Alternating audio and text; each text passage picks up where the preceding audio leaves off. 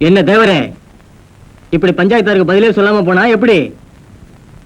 நாளைக்கு என் பையன் அந்த பொண்ணு கழுத்துல தாலி கட்டுவான்.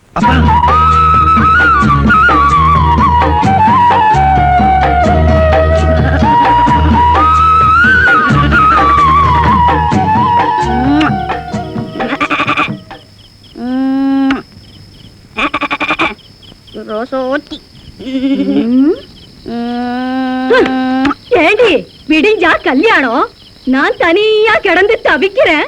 நீ என்னடா நான் உரல உக்காந்துகிட்டு கோழி குஞ்சுகிட்டு கொஞ்சிக்கிட்டு இருக்கிற. என்ன கிழவே? அட கொஞ்சம் குழந்தை போடி. நாட்டாமக்காரக வீட்டுல பாத்திரம் தரமுனாக போய் வாங்கிட்டு வந்து வையி. போடி. நான் போறேன் கிழவி, கத்தாத. அட சீக்கிரம் போடி.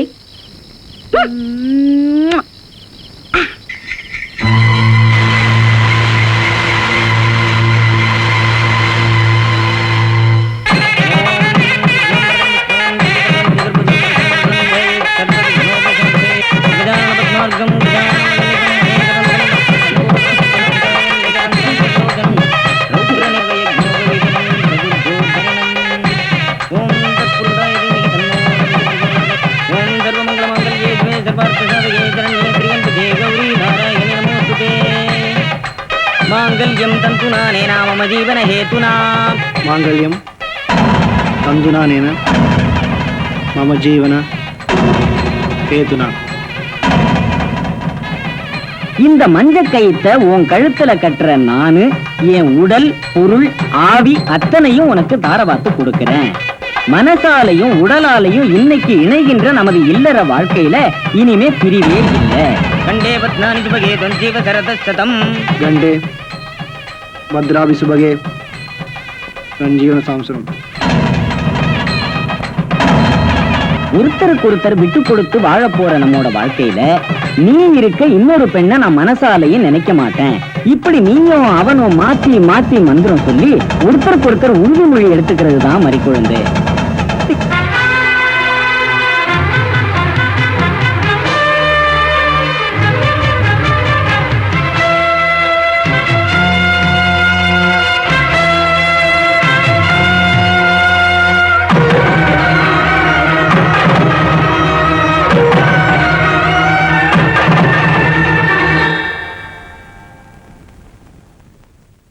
எனக்கு இந்த கல்யாணம் வேண்டாம்.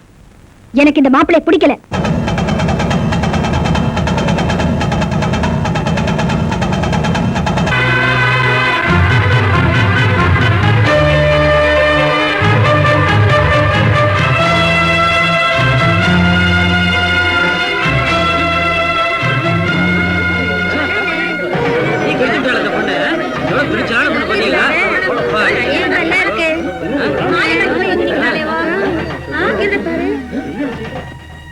மறிக்குழுந்து, உன் மனசுல என்ன நினைச்சிட்டு இருக்கிற?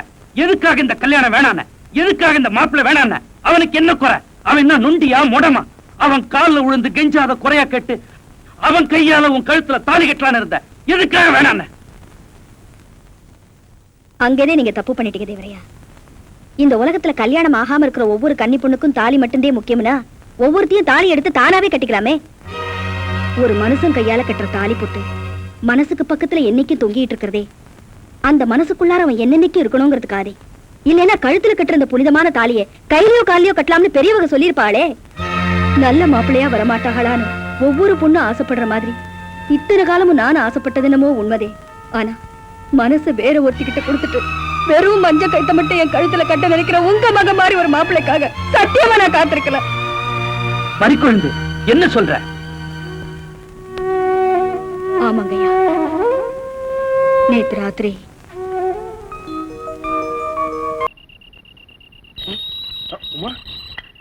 என் பேரு கூட உங்களுக்கு ஞாபகம் இருக்கா? வா உள்ள போய் பேசலாம். உள்ள வந்து நியாயம் பேச ஒண்ணு நான் வரல.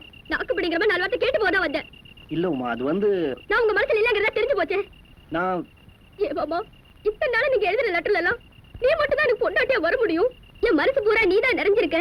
வேற ஒரு பொண்ணு கிட்ட போய் ஐ லவ் யூ சொல்ல துணிச்செல்லாம் எனக்கு கிடையாது. சின்ன வயசுல இருந்து எனக்கு நீ தான் உனக்கு நான் தானே பெரியவங்க முடிவு பண்ணதுதான். அப்படி இப்படி எழுதி எழுதி என்ன ஏமாத்துறதும் இல்லாம இப்ப இன்னொரு அப்பாவை பொண்ணோட வாழ்க்கை கேட்டுட்டு வந்து நிக்கிறியே. இந்த பாவட சும்மா விடாது. அழாதம்மா ப்ளீஸ். சத்தியமா சொல்றேன், என் மனசால விருப்பப்பட்டு இந்த காரியத்தை நான் செய்யல. ஏதோ அசம்பாவிதமா என்னை அறியாம செஞ்ச தப்பு இது. இப்படி ஒரு அசிங்கம் நடந்து போச்சே தவிர இப்ப கூட உனக்கு துரோகம் பண்ணுங்கிற எண்ணம் எனக்கு கொஞ்சம் கூட இல்ல உமா. இந்த ஊர்க்காரங்க முன்னாடி எங்க அப்பா தலை குனிய கூடாதுங்கிற ஒரே காரணத்துக்காக தான் இந்த கல்யாணத்துக்கே நான் ஒத்துக்கிட்டேன். ஆமா உமா, என்ன நம்பு. அந்த பொண்ணை பார்த்தாலே ஆம்பளை மாதிரி இருக்கா. அவ கழுத்துல தாலி கட்டி நான் எப்படி சேர்ந்து வாழ போறேன்னு புரியல உமா. பார்த்தாலும் கனவுல இருந்து எனக்கு நிஜ வாழ்க்கை என்னன்னு இப்பதான் புரிய ஆரம்பிச்சிருக்கு. ஒண்ணு மாத்திரம் நிச்சயமா, அந்த மறி குழந்தையோட சேர்ந்து நான் சந்தோஷமா வாழவே முடியாது. நீங்க என்ன வேணாலும் சொல்லுங்க பாபா. சின்ன வயசுல இருந்து உங்களே நம்பிட்டு இருந்தேன். என் வாழ்க்கை அநியாயமா கெடுத்துட்டீங்களே. அழாத உமா, உள்ள போய் பேசலாம் வா.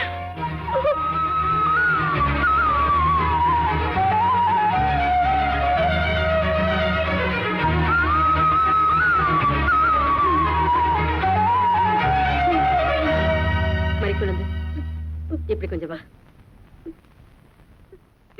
நான் சொல்றதை கேளுமா. இல்லங்க டீச்சர் அம்மா, உங்களுக்கு தெரியாது. இந்த ஊர்ல எல்லாரும் என்னைய போய் சொல்றேன் சொல்லுவாங்க. நேத்து ராத்திரி நடந்த சம்பவத்தை பார்த்ததுக்கு அப்புறம் எதுக்காக நான் மணமேடை வரைக்கும் வந்தேன்னா, எந்த சனங்க எனக்கு கல்யாணம் பண்ணி வைக்கணும்னு பஞ்சாயத்துல ஆசைப்பட்டாங்களோ அந்த சனங்களுக்கெல்லாம் என்ன காரணத்துக்காக நான் அந்த கல்யாணத்தை வேணாம்னு சொல்லேங்கிற விவரம் தெரியணுங்கிறதுக்காக. இது பாரு மறிக்குழந்து, நடந்தது என்னமோ நடந்து போச்சு. அதுக்காக இத்தனை பேருக்கு மத்தியில மாலையை கழட்டி போடுறதும் கல்யாணமே வேண்டான்னு சொல்றதும் அவ்வளவு நல்லது இல்லம்மா. மறிக்கொழுது, மாங்கல்யம் திருட்டு போற திருப்பி வாங்கிக்கலாம். ஆனா நீ திருட்டு கொடுத்ததும் மனசு மட்டும் இல்லம்மா, இந்த அம்மா நல்லா யோசனை பண்ணி பாருமா. யாருமே தெரிஞ்சு திருட்டு கொடுக்கறதுல கிளவி, நானும் தெரியாமத்தான் திருட்டு கொடுத்துட்டேன். என்ன செய்யறது, ஆண்டவ விட்ட வழி. நீ வா, நம்ம போலாம்.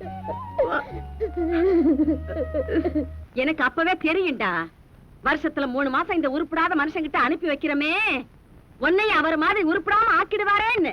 அதே மாதிரிதான் நடந்திருக்கு. இந்த பாரு, நீ இனிமே இந்த வீட்டுல இருக்காத, உன்னையும் கெடுத்து குட்டிச்சவராக்கிடுவாங்க. உருப்படி அவங்க அப்பா அத்தா கிட்ட போய் ஒரு நல்ல மாப்பிள்ளைய பார்த்து கட்டிக்க. அப்புறம் மகன் எக்கடு கெட்டு போகட்டும். எனக்கு என்ன, அப்பா படுத்து படிக்கா இருக்கிறதுனால நானும் அம்மாவும் எங்கேயும் வெளியே போக முடியாம போயிடுச்சு. இப்படி ஒரு விஷயம் நடந்துருச்சுன்னு கேள்விப்பட்டதுமே மாம மேல உசிரைய வச்சிருக்கிறேன்னா பதறி அடிச்சுட்டு ஓடியாந்த. இனிமே நான் மாமனை தனியா விட்டு போனா என் மாமன் எனக்கு கிடைக்காம போயிடும். அதனால நான் இங்கேயே தங்கிட போறேன். எப்படியோ தொலைஞ்சு போடி, எனக்கு ஒண்ணு இல்ல. நான் இனிமே ஒரு நிமிஷம் கூட இந்த வீட்டுல இருக்க மாட்டேன். எவ்வளவுதான் பொத்தி பொத்தி வளர்த்தாலும் அப்பம் புத்தி தானே வரும் இவனுக்கு. நான் போறேன். மனோ, நான் சொல்றது கொஞ்சம் கேளு. இத்தனை வருஷம் நீ என்ன பிரிஞ்சு வாழ்ந்ததுனால தான் இந்த பய பாதி நாள் அங்கேயும் பாதி நாள் இங்கேயுமா வளர வேண்டியதா போச்சு. அதனால தான் நம்ம குடும்பம் இன்னைக்கு ஊர் சிரிக்கிற நிலைமைக்கு ஆயிருச்சு.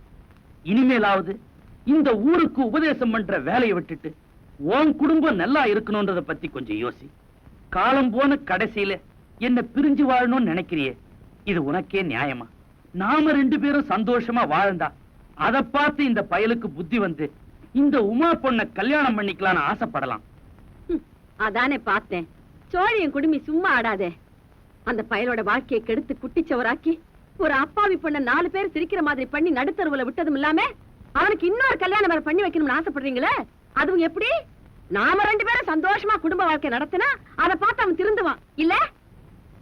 உங்களுக்கு உண்மையிலேயே அவன் நல்லா வாழணுங்கிற ஆசை கிடையாது. ஷோக்கு, பொம்பளை ஷோக்கு. உங்க யோகிதை எனக்கு தெரியாது. இத்தனை வயசுக்கு அப்புறமா பொண்டாட்டி சோகம் கேக்குது. வெக்கம் கெட்ட மனுஷன். என்னடி விட்டா பேசிக்கிட்டே போற? இனி ஒரு வார்த்தை பேசின செருப்பு பிஞ்சிரும். மாமா, இந்தா மரியாதையா உள்ள போ. உள்ள போய் வேலையை பார். ஓடி உள்ள போ.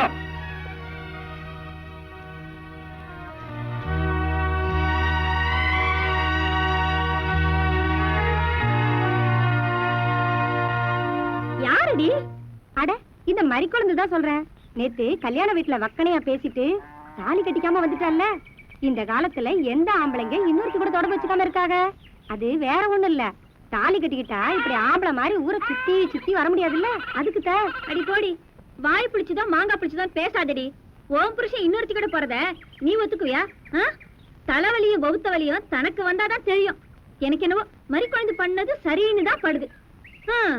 ஒரு நாள் படுத்து எந்திரிச்சோங்கிறதுக்காக தரங்கட்ட ஒருத்தங்கிட்ட தாலிய கட்டிக்கிட்டு காலம் பூரா கண்ணீர் வடிக்கிறத விட அவன் முண்டைச்சியா இருந்துட்டு போயிடலாம். என்னதான் அவன் தரங்கெட்டவனா இருந்தாலும் ஒரு பொட்டச்சி தாலிய வேணான்னு சொல்லி தூக்கி எறிஞ்சு பேசுனது எனக்கு என்னமோ சரியா படல. தாலி ரோட்ல பட்ட பகல்ல புருஷனோட போயிட்டு இருக்கும்போது புருஷனை அடிச்சு போட்டு பொண்டாடி தூக்கிட்டு போயிடுறானுங்க. இந்த கலிகாலத்துல போய் தாலிய பத்தி பேச வந்துட்டான். ஆம்பளை துணை இல்லாம வெறும் தாலிய மட்டும் கட்டிக்கிட்டு அந்த பொண்ணு தனியா என்னத்த பண்ணும்? வேலைய பாப்பியா?